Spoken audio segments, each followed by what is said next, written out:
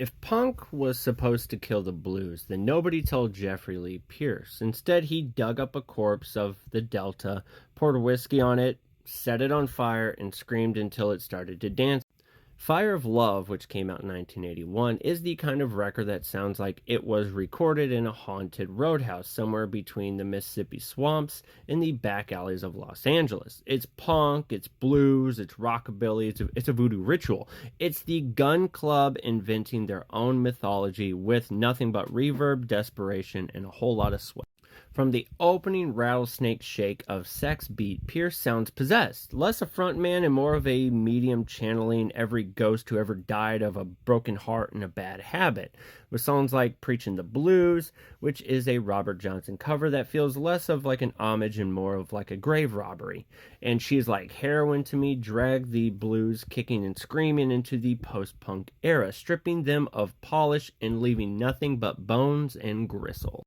The production is raw, to the point of bleeding, but that's the point. These aren't songs meant for radio or nice turntables. They're meant to be blasted in crumbling apartments at 2 a.m. when the neighbors are already calling the cops. The guitar tones buzz like hornets in a jar. The rhythm section lurches with a fever dream energy, and Pierce's vocals teeter between sermon and seizure. What makes Fire of Love brilliant is that it bridges contradictions. It's reverent of tradition while being utterly blasphemous. It's punk that respects the roots while spitting on them. It's chaotic but never careless. Without this record, you don't get the White Stripes. You don't get the Nick Cave's The Birthday Party years hitting the same fever pitch. You don't get the alt blues revival that comes decades later. Listening now, Fire of Love still feels dangerous. It doesn't belong neatly in punk history or blues history or just even rock history.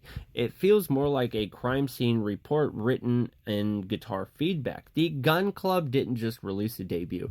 They lit a torch that's still burning 40 years later, casting long, flickering shadows over everyone who dares to mix dirt with poetry.